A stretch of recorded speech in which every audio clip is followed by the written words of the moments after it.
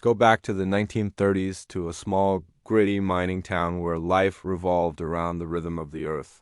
Every day, fathers, brothers, and sons would descend into the darkness, chasing veins of coal, their faces smudged with black dust.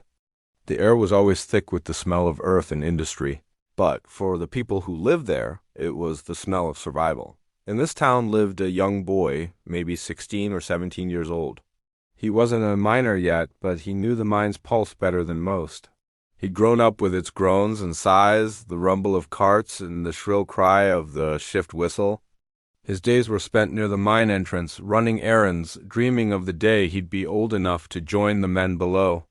One ordinary afternoon, as the sun began its slow descent, a strange scent caught his attention. It was faint at first, a sharp, unnatural tang mixed with the familiar smells of coal and damp earth, gas. He'd heard the old-timers talk about it in hushed, fearful tones.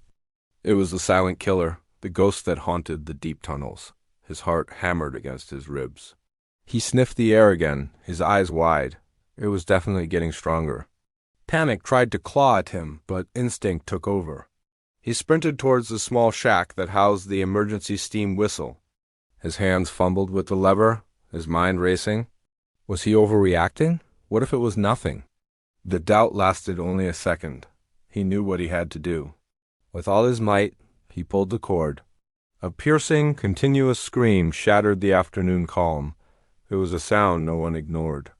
It meant danger, immediate and absolute. Down in the labyrinth of tunnels, miners dropped their tools. Heads snapped up, eyes wide in the gloom of their headlamps. That whistle wasn't for a shift change.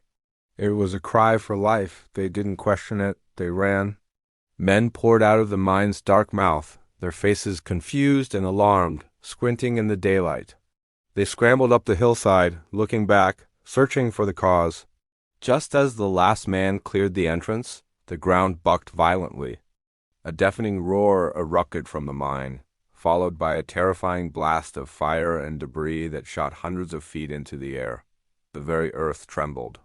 Where the mine entrance had been, there was now a smoking, collapsed crater. A stunned silence fell over the crowd, broken only by coughs and the sound of settling rubble. They stared first at the devastation, and then at the boy standing by the whistle, his hand still on the cord, his face pale with shock. He hadn't just sounded an alarm. He had saved every single person. He was just a boy, but on that day he became a legend.